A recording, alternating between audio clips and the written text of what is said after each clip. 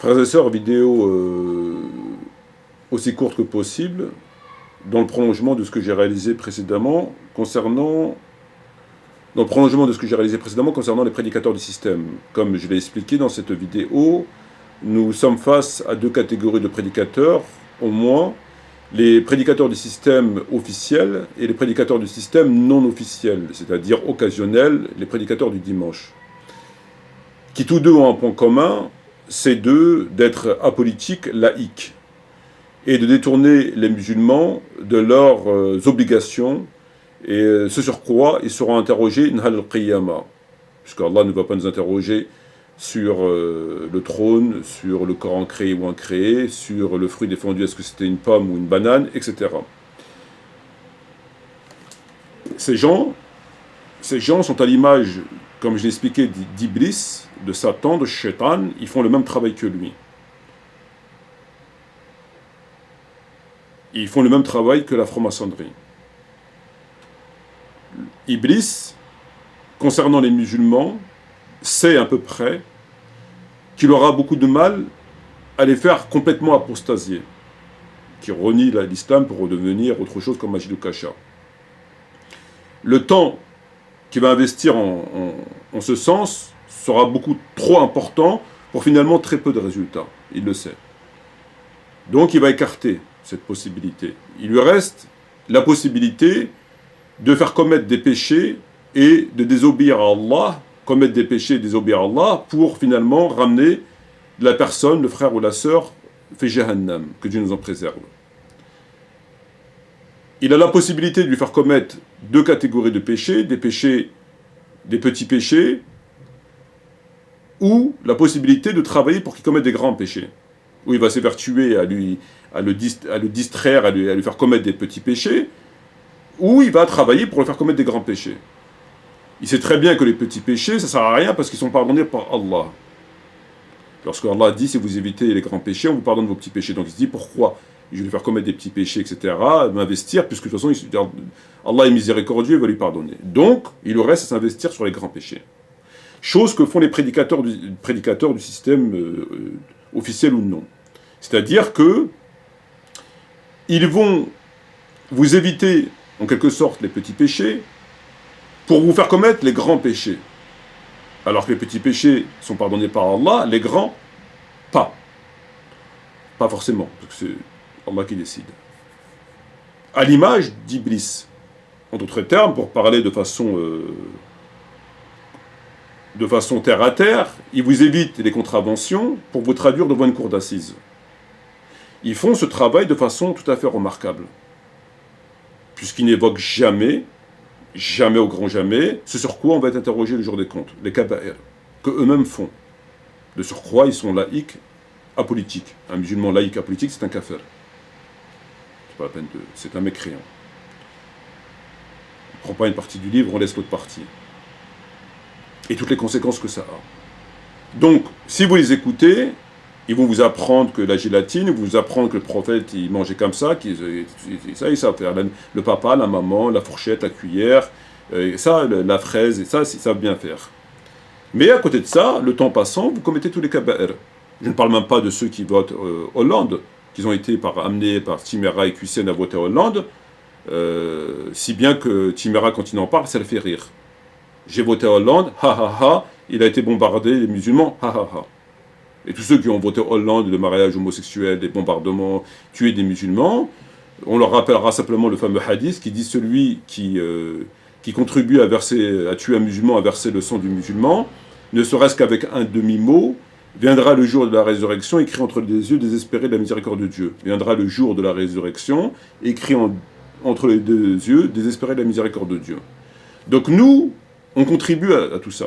Bon, il y en a qui vont, comme eux, ils vont carrément voter, et il y a plusieurs catégories, mais on va prendre la catégorie la moins engagée. On contribue à tout ça. On fait des kaba'ir dans les lois, on ne donne pas la zakat, on n'ordonne pas le bien interdit, le blâmable, on fait bien le contraire, on aide financièrement le système, économiquement le système, on fait la corruption par notre absence politique, on permet toute la corruption sur la terre, les hudud, la sharia, on fait tout ça. Et finalement, ça va jouer comment? entre moi ou un frère qui fait ça et un autre frère qui le fait aussi, c'est quoi la différence? C'est que peut-être un des deux frères, l'Al-Qiyamah, il va venir avec son livre dans lequel il y aurait, Dieu sait, il lit dans les poitrines, il a fait son maximum pour ne pas commettre ses kaba'ir. Il s'est battu, il a fait des efforts, et c'est écrit dans son livre. Et t'as l'autre qui a été complètement complaisant. Un, il a écrit, il a souffert, et l'autre, il avait écrit, pendant ce temps-là, il regardait PSG Monaco. Alors, est-ce que celui qui regardait PSG au Monaco, et qui rigolait, et tout ce que vous voulez, j'avais une vidéo d'Eric Younous, il est sur un plateau de télévision en Afrique, on dirait un acteur, il pourrait faire de la pub pour du dentifrice, alors que la nation de Mohammed elle est décimée. Comment peut-on avoir ce bien-être, cette insouciance, et être musulman à la fois? Comment peut-on avoir la foi, comme il dit le prophète Mohammed n'a pas la foi celui qui ne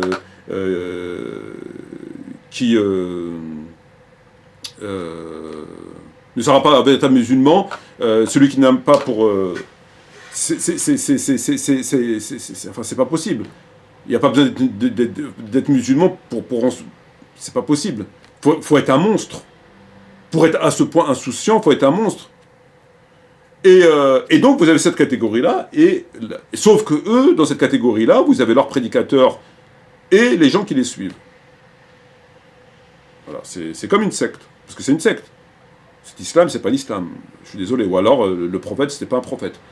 On ne peut pas adhérer à l'islam du prophète et adhérer à ça et dire que tous les deux c'est l'islam. C'est pas l'islam, c'est une secte. Alors, dans la sourate Luqman, sourate 31, le verset 6, il y a un verset qui nous dit وَمِنَ النَّاسِ مِنْ يَشْتَرِي لَهْوَ الْحَدِيثِ لِيُضِّلَّ عَنْ سَبِيلِ اللَّهِ بغير علم ومن الناس من يشتري لهو الحديث ليضل عن سبيل الله بغير علم. Lorsqu'on va dans la traduction, et parmi les hommes, il est qui, dénué de science, achète de plaisants discours pour égarer hors du chemin d'Allah. Et parmi les gens, il y en a qui ont des plaisants discours pour égarer du chemin d'Allah, sans science, beriri ilm. Et on nous dit que ce verset concerne la musique. Peut-être, peut-être pas, c'est pas mon propos, c'est pas mon sujet, et pour moi c'est secondaire. La musique, je leur laisse. Mais si ce verset s'adresse pour la musique, il s'adresse davantage pour eux. Ces gens qui ont des plaisants discours, et qui finalement égarent du chemin de Dieu, sans science, beriri ilm, c'est eux. Ils ont des plaisants discours, hein, leur discours est plaisant, ils ont des belles apparences, ils ont des plaisants discours, mais leur discours, ils vous égarent du chemin d'Allah. Beril ilm, sans science. Ils vous égarent du chemin de Dieu. Ce verset s'applique plus à eux qu'à la musique. Parce que la musique, on peut très bien écouter de la musique sans s'égarer du chemin de Dieu. On peut très bien écouter de la musique et faire son jihad, connaître les hudud, la sharia, et c'est pas contradictoire. À moins que toute la journée tu as un Walkman sur les oreilles, et puis tu écoutes du Bob Marley toute la journée, et puis ou tu mets un poste radio là, un magnétophone, je sais pas quoi, mais quelqu'un qui, je sais pas, il rentre dans son travail, mais il allume la radio, ou dans sa voiture. Est-ce que cette musique va forcément l'égarer, beril ilm? Alors comment la musique a peut égarer sans science? Parce qu'il te dit ici, beril ilm. Liyudil an sabilillah beril ilm, qui égare du chemin de Dieu sans science. La musique n'a jamais prétendu avoir de la science. Donc ce verset, sans discuter s'il parle de la musique ou pas, c'est pas mon propos et je leur laisse à eux. De toute évidence, ce verset s'applique à eux. Parce qu'ils ont des plaisants discours et qui finalement égarent du chemin de Dieu sans science. Et c'est ce qu'ils font. Je défie quiconque aujourd'hui de venir nous dire comment peut-on penser une seule seconde? Comment peut-on penser une seule seconde que ce qu'ils sont en train de faire là, déjà ils font ce qu'on leur demande de faire, c'est très simple.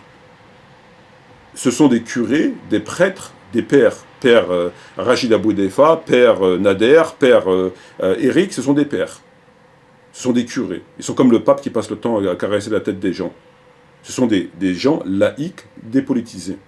Ils sont en train de faire le même travail qu'ont fait les chrétiens à l'époque pour détruire la chrétienté et imposer la laïcité. Sortir la religion de l'État. Faire une distinction entre l'État et la religion. L'islam est politique ou il n'est pas. Si Allah ne fait pas de politique, qui va faire de la politique? Qui gère la cité si ce n'est Allah, à travers ses lois? Et on voit le résultat de la laïcité. On en a déjà parlé. Donc, ces gens-là que vous voyez ici, il faut bien comprendre une chose. Si vous ne leur barrez pas la route, maintenant, ils vont finir par imposer aux gens l'idée que l'islam est laïque. Si bien qu'aujourd'hui, quand vous parlez aux gens de choses qui sont clairement dans le Coran, les hudud, sharia, jihad, l'expansion de l'islam, la peine pénale, le ceci, le cela, ils ne savent pas, ils ne comprennent pas, tu parles quoi? J'ai pas compris ce que tu racontes. Quoi? Ils ne comprennent pas. Mais quand vous leur parlez de choses, de musique, de gélatine, de malabar, ça leur parle. De la chamelle du prophète, le voyage nocturne, le mariage, le hijab, ça leur parle immédiatement. Ben parce que ça a fini par rentrer dans la tête des gens. On leur fait oublier, l'islam est devenu étranger. La parole d'Allah, elle est devenue étrangère. Le discours que je vous tiens, il est étranger. C'est un discours étranger. Pourtant, je ne vous fais que lire le Coran. Mais il est étranger. Qui parle comme ça en France? Qui parle comme ça en Europe? Personne. Personne. Moi, je suis un étranger. Mon discours, il est étranger. Pourquoi? Parce que c'est un travail qu'ils ont fait. Et il faut impérativement leur barrer le chemin. Pour terminer, il y a un hadith que je voulais vous lire. Lorsque je lisais Qardawi, il y avait une note de bas de page qui me renvoyait à un livre, Majmou' Zawahid de... Comment il s'appelle? De Haythami. Et il y a un hadith qui figure à la page 433, 12401. قال حدثنا خليل أبو قاسم قال donc رسول الله عليه السلام لا تقم الساعة حتى يخرج إليهم رجل من أهل البيت فيضربهم حتى يرجعوا إلى الحق. Le prophète a dit la fin du monde ne viendra pas tant que ne viendra pas un homme de ma famille qui les frappera jusqu'à ce qu'ils reviennent au haqq. Jusqu'à ce qu'ils reviennent au haqq. En d'autres termes, qu'ils s'attendent à prendre des coups de pompe dans le cul. Parce que leur bordel, leur islam, c'est inadmissible. C'est inadmissible. Les musulmans aujourd'hui doivent systématiquement rejeter tout prédicateur laïque apolitique. Si vous avez un prédicateur qui vous fait un discours, qui vous parle de la chamelle du prophète, le deuxième discours, il vous parle du cheval du prophète, le troisième discours, il vous parle de l'âne du prophète, le quatrième discours, il vous parle des sandales du prophète, détournez-vous de lui. Détournez-vous de lui. C'est un apostat. C'est un serviteur du Dajjal. C'est un serviteur de la franc-maçonnerie. C'est un fasiq. C'est un murtad. C'est un zalm. C'est un adou al-islam ou adou al-muslimin. C'est un complice du sang des musulmans et la destruction de l'islam par son discours lunaire et apolitique. On reconnaît un prédicateur bon ou mauvais, c'est même pas la question, mais vrai ou faux, par le fait qu'il soit apolitique ou pas. S'il est laïque, je ne vais pas vous dire crachez-lui dessus, mais priez pas derrière lui. C'est un kafir. C'est juste un... Que les gens le soient, c'est une autre histoire. Et on les a rendus comme ça. Les gens acceptent les choses avec le temps, on leur impose. Il y a aujourd'hui des choses qui se passent en France que les Français, à l'époque, n'acceptaient pas. L'arrivée de la mini-jupe, elle a fait scandale quand elle est arrivée en France. Et l'homosexualité, à l'époque, c'était un truc... en France, c'était... Aujourd'hui, c'est normal. C'est tellement normal que lorsque vous êtes contre, c'est vous qui n'êtes pas normal. Donc les musulmans aujourd'hui, s'ils sont comme ça, et quand ils vont dans des conférences, ils posent des questions complètement débiles, c'est parce qu'on les a formés comme ça, on les a habitués comme ça. Il faut que ça cesse. On a besoin de gens qui viennent nous aider et de gens qui soient formés pour être des musulmans et donc politiques. L'islam est politique, le Coran est politique, le prophète était politique, Abu Bakr était politique, Omar, Ali, Othman étaient tous politiques. Et un islam apolitique, c'est un islam d'apostasie. Donc revenez tous à cela. Revenez tous à cela. Tous les prédicateurs, ceux-là, poubelle. Laissez-les avec perdre leur temps avec leurs histoires et ils verront. Sur ce, je vous remercie. Wassalamu alaikum wa rahmatullahi wa barakatuh et bientôt, Inch'Allah.